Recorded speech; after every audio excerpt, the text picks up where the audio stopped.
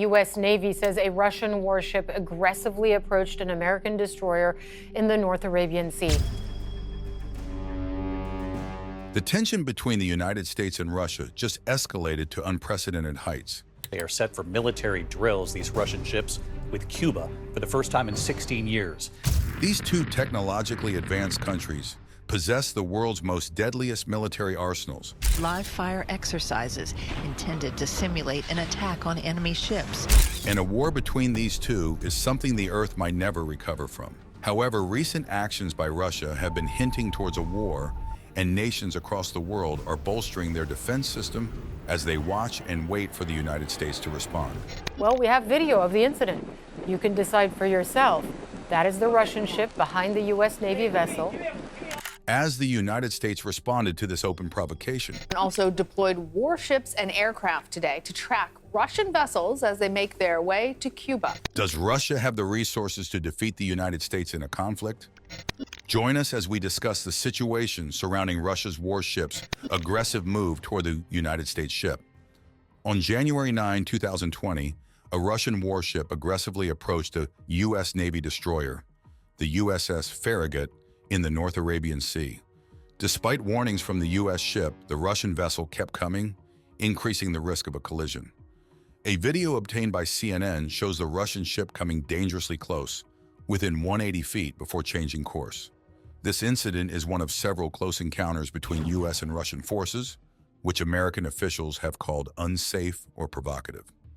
About 7 months earlier, a similar situation happened in the Pacific, where a U.S. ship had to make an emergency maneuver to avoid a collision with a Russian warship. In a video from the previous year, Russian sailors were seen sunbathing on their ship's stern. On January 9, the USS Farragut, part of the USS Harry S. Nautical, Truman Aircraft Carrier Group, faced this tense situation while performing routine operations in the North Arabian Sea, as reported by the U.S. Navy's Fifth Fleet, which oversees operations in the Middle East. The USS Farragut sounded 5 short blasts, signaling a danger of collision, and asked the Russian ship to change its course according to international maritime rules. At first, the Russian ship refused, but eventually changed its course after bridge-to-bridge radio communication was established, avoiding a collision. However, the delay increased the risk of an accident. A U.S. Navy official said the Farragut's job is to intercept enemy ships to keep them away from the aircraft carrier. After the incident, the Russian Defense Ministry accused the USS Farragut of dangerous and unprofessional actions. They claimed the U.S. destroyer broke international rules by crossing the Russian ship's path, forcing the Russian crew to take evasive action. This was not the first such encounter. In June, a similar incident occurred where Russia blamed a U.S. ship for instigating a dangerous situation. According to the Russian state-run RIA Novosti news agency, the U.S. cruiser Chancellorsville suddenly changed direction, crossing within 50 meters of the Russian destroyer Admiral Vinogradov, forcing it to take emergency action. The exchange of accusations highlights the ongoing tension and risky encounters between U.S. and Russian naval forces in contested waters. It's no wonder the recent news has stirred up panic and uncertainty. Russia's intentions are clear as Ukraine's Western allies have approved the use of long-range weapons to strike deep inside Russia. In response, Moscow aims to challenge Washington. Vladimir Putin is not only threatening to arm the enemies of Western nations, but Russian warships are also heading towards the Caribbean for unexpected war games to demonstrate Russian naval power in the Western Hemisphere. A conflict that Washington thought would stay in Europe is now affecting the shores of the United States. How will the Biden administration respond? Russian warships are planning port visits in Cuba and Venezuela and will be testing their firepower in the Caribbean. Before we get into that, let's delve into Russia's conflict with Ukraine and how NATO is involved. NATO can no longer deny its involvement in the Ukraine war. The choices regarding the weapons Ukraine uses and the targets it strikes are not solely made in Kyiv, but are also directly controlled by NATO's military allies.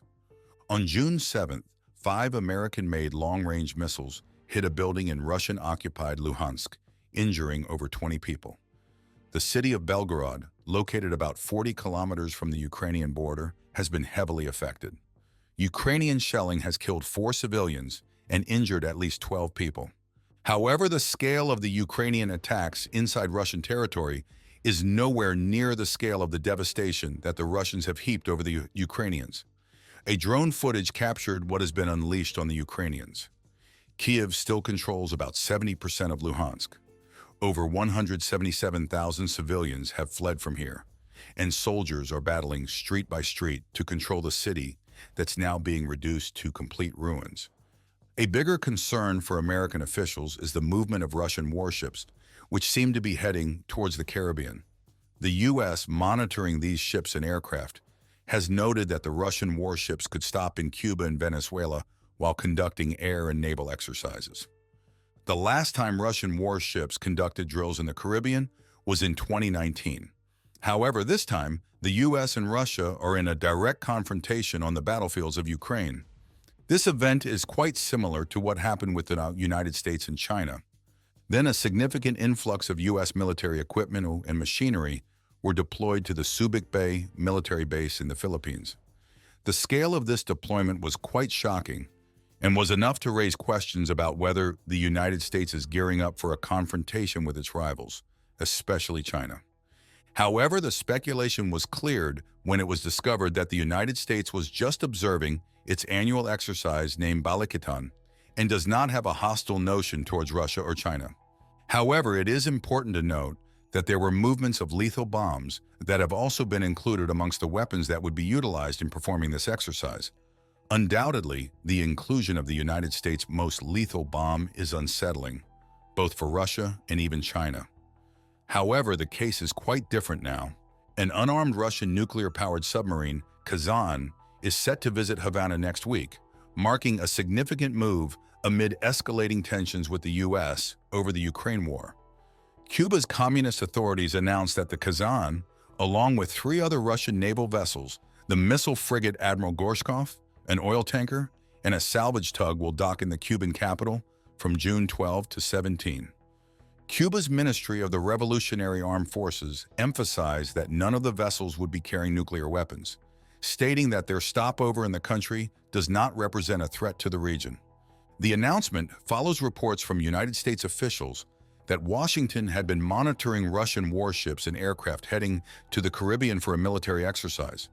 A United States Coast Guard cutter and another destroyer will shadow Russia's warship. Despite the simplicity of this annual event, this exercise can be interpreted as part of Russia's broader response to U.S. support for Ukraine. The presence of a Russian military fleet, including the nuclear-powered submarine Kazan, in Havana next week is catching global attention.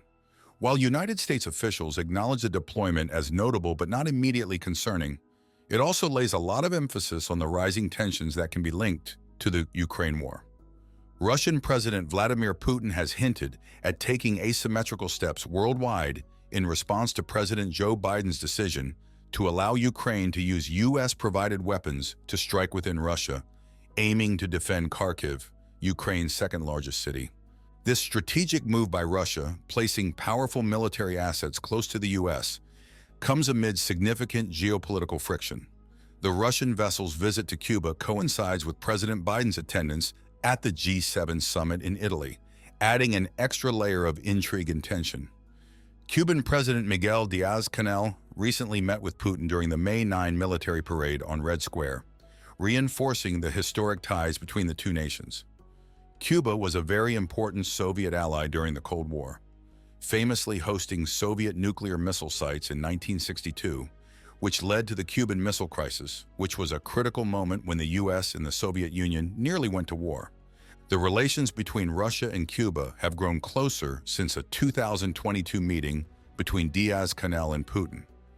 When the Russian fleet arrives in Havana, one of the ships will fire 21 salutes to honor Cuba. This gesture will be matched by a salute from Cuba's Revolutionary Armed Forces, according to the Foreign Ministry. Now that any assumption of a conflict between the United States and Russia has been wiped out, let's focus on what would happen if things turn south. In case of a war, does Russia have the military arsenal to defeat the United States? Let's check out the capabilities of some of Russia's most formidable weapons, the Fab-1500 and the Tu-160M. These Russian glide bombs, known as the Fab-1500, are the most powerful in a group of old Soviet bombs. These bombs are being changed into smart guided bombs that can glide accurately to their targets. This change makes them able to fly farther and hit targets more precisely. Also, it's cheaper to change these bombs than to make new guided missiles. These bombs weigh 3,300 pounds, which is very big. They are 6 times larger than Ukraine's own glide bombs, called JDAM bombs. But that doesn't mean the JDAMs are small. Even one of these American bombs, which weigh a few hundred pounds, can destroy a strong building or bridge. So the JDAMs are not small, it's just that this Russian bomb is really huge. About half of the Fab 1-500 weight, around 1,600 pounds, is made of powerful explosives that can cause a lot of damage. Now, Russian fighter jets and bombers can launch these glide bombs at targets from 25 miles away without needing to get close. This distance is too far for Ukraine's air defense systems to effectively respond. So Russia can freely attack Ukrainian targets as they wish. And that's what they did. Using bomb after bomb, the Russians destroyed hundreds of tall buildings that Ukrainian forces used for observing and firing at Russian forces. By May 2023, Russia was still using UMPK-equipped FAB 500 glide bombs in Ukraine. They dropped about 20 of these bombs every day, and Ukraine's air defenses couldn't stop them. Russian pilots started learning how to use these bombs more in November 2023. According to the Institute for the Study of War, one of these bombs can hold up to 150 kilograms of explosives. It can destroy buildings, warehouses, and strong concrete structures within a radius of 250 meters. During the worst part of the bombing several months ago, Russian Sukhoi S-34 fighter bombers, often accompanied by Sukhoi S-35 fighters, dropped over 250 of these bombs in just 48 hours, laying waste to several areas in Ukraine. These bombs are silent when they fly and cause huge explosions like nuclear bombs when they hit, quickly destroying tall buildings and leaving big holes in the ground. Ukraine's 110th Brigade had to leave because they had no protection. Then about 12 Russian soldiers moved in. In March 2022, Russian planes called Su-35C dropped FAB 500 and E-62 bombs, which seemed to have a special kit with wings that popped out. It's not clear if these bombs had a navigation system inside them or if the wings were just to make them fly farther, up to about 70 kilometers. It is believed that these bombs let Russian planes attack Ukrainian targets from a distance without getting close enough to Ukrainian air defenses. This destruction caused by these bombs was meant to make Ukrainian soldiers lose hope and courage. That aside, the impact created huge craters that are 50 feet wide, causing terrible damage. Now, moving on to the Tu-160M, a bomber that is said to be better than the United States B-1 Lancer.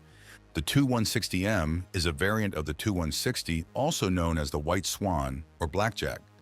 This technological marvel is one that possesses exceptional speed and enormous carrying capacity. It was designed by the Tupolev Design Bureau in Russia during the early 1970s and has been a great addition to Russia's military arsenal. In the world of aviation, this aircraft is renowned for being a powerful bomber that can carry nuclear weapons and other missiles. It is also the biggest and heaviest supersonic military aircraft that has ever been created, and its ability to fly faster than twice the speed of sound has made it exceptional. Interestingly, its wings can change their shape during flight. The Russian Air Force still uses it for long-range missions till date. The Tu-160 has been fully operational since the 1980s as a strategic bomber for the Soviet Air Forces and was built to serve as a conventional and nuclear-capable strike aircraft. After the dissolution of the Soviet Union in 1991, Ukraine got 19 of these bombers, which were almost half of everything developed. But after several meetings and negotiations, Russia eventually bought 11 of Ukraine's Tu-160s, and the rest were destroyed in the late 1990s. The only Blackjack still flying till date belongs to Russia's long-range aviation branch, and as of 2016, they had 16 of this bomber in their possession. This bomber was first used in conflict in November 2015 during Russia's military involvement in the Syrian civil war, where it launched many airstrikes using Katyus I-101 missiles. It has also been sent to other countries like Venezuela and South Africa for different missions. Since the early 2000s, Its active fleet has undergone several upgrades to make it stay relevant in present-day warfare, and these upgrades have been largely focused on updating its electronic system. Its modernization program of existing models began with the first updated aircraft, which was delivered in December 2014. Later on in 2015, the plans for the delivery of the newly built Tu-160Ms were announced, as well as the plans to upgrade 16 of its existing aircraft. Eventually, in January 2022, the very first serial-built Tu-160M performed its very first test flight, with two planned for delivery in 2022. In a recent event, Russian President Vladimir Putin took a 30-minute flight aboard this upgraded bomber, which serves as a symbol of Russia's advanced nuclear capabilities and represented the country's continued dedication to maintaining a powerful nuclear weapon. This upgraded version is an improved version of the Cold War-era bomber and is equipped with better weapons, electronic warfare systems, and new NK-3202 engines. This modernization program is part of a larger effort by the Tupolev Aircraft Company to update long-range aircraft. In 2022, Moscow recognized the importance of this aircraft and announced plans to resume production of the White Swan. Despite being the largest and heaviest Mach 2 aircraft ever built, only a small number were originally produced. The production of the Tu-160M will continue alongside Russia's development of the Pak-D stealth bomber. The second bomber underwent flight testing in July 2023, and a third is in production. Let's check out the basic design of the Tu-160. The basic design of this formidable bomber includes wings that can change shape during flight, and also a computerized control system that manages its wings. It also has flaps and slats to help with its takeoff and landing process, and its tail is shaped like a cross. About 30% of the aircraft's weight comes from titanium, with the biggest part being the hinge for the swing wings, which weighs about 6 tons. The aircraft is operated by a crew of 4 people, each seated in ejection seats for safety. Now, the most important part of any aircraft, its propulsion system. The bomber is powered by 4 Kuznetsov NK-32 engines, and these engines were considered to be the most powerful engines ever used in a combat aircraft. When it comes to speed, unlike the American B-1 Lancer, which reduced its original requirement for speed to make it less visible to radar, the Tu-160 still has variable intake ramps and can reach speeds up to Mach 2.05. It has a system for refueling when it is flying for long-distance missions, although this feature is not often used. However, the bomber can hold up to 130 tons of fuel inside. In a training exercise that took place on February 2008, Tu-160 bombers, along with Il-78 refueling tankers, practiced mid-air refueling alongside other Russian combat aircraft like the MiG-31 and A-50. Radars equipped on an aircraft are very important in targeting threats, and for this reason, the bomber is equipped with a TNPSO Leninets Obzor-K radar, known as Survey in NATO. This technology is used for tracking both ground and air targets. It also has a separate Sopka radar for following terrain closely. However, despite the Tu-160 being designed to be less visible to radar and infrared detection, it's not considered a stealth aircraft. Now, to its weapon-carrying capacity, the bomber can carry weapons in 2 internal bays. Each bay is capable of holding up to 20,000 kilograms of freefall weapons or a rotary launcher for missiles. These missiles can carry either conventional or nuclear warheads. It can also carry additional missiles externally if needed. The total capacity for weapons on the aircraft is 40,000 kilograms. Unlike previous Soviet bombers, this bomber doesn't have any defensive weapons. In 2020, it was announced that the Russian Aerospace Forces plan to equip it with new hypersonic missiles, particularly the nuclear-capable Kh-47M2 Kinzhal hypersonic air-launched ballistic missile. On September 16, 2023, Lieutenant General Sergei Kobylash, commander of long-range aviation, announced that Russian bombers were equipped with the newest KH-BD cruise missile with a range of 6,500 kilometers. Each bomber can carry 12 missiles on 2 rotary launchers. One interesting fact is that the bomber was developed to counter the United States B-1 Lancer bomber. While they are quite similar in terms of design, the Tu-160 is heavier and can carry nuclear missiles to distant targets, launching them from its bomb bay doors before flying away at supersonic speeds. Thanks for watching. While you are still here, click on the link on your screen to check out another of our videos. See you there.